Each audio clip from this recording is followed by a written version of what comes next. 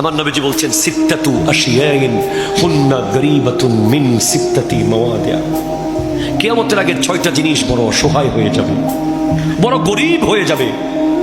যারা কেউ অসহায় না, তারা সবাই বড় লোক, সবাই আজিমুস শান, কিন্তু কিয়ামতের আগে আমাদের কারণে ওই জিনিসগুলো গরিব হবে। তার মধ্যে এক, আল মসজিদু গরীবুন ফিমা বাইনা কওমিন লা ইউসাল্লুনা ফিহি। ওই এলাকার মসজিদ বড় গরিব, ওই সম্প্রদায়ের মসজিদ বড় গরিব।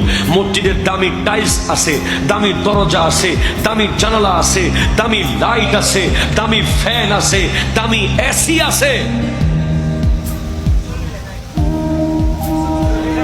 জোরে, আরো জোরে। মুসল্লি নাই।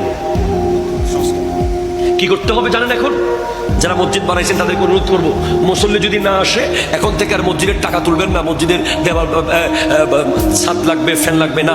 ওই রাঙ্গুনিয়ার মোড়ে গিয়ে বাস একটা দাঁড়াবে, বলবেন একটা মুসল্লি দেন, একটা মুসল্লি দেন, বা একটা মুসল্লি নামাই দেন। আমাদের মসজিদে ফিচার কাতার খালি আছে, বা 2টা মুসল্লি দেন। জোরের নামাজে 4-5 কাতার খালি আছে, বা একটা মুসল্লি দেন।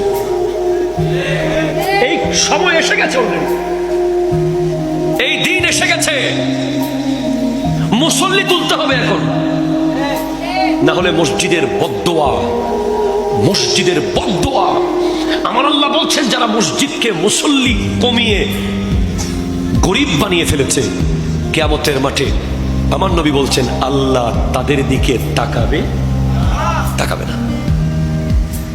আমার নবীজি ইরশাদ করেছেন, আমি যদি পারতাম ঘরগুলো সব জ্বালিয়ে ফেলতাম, যাতে করে মানুষ ঘরে না থেকে মসজিদে আসে।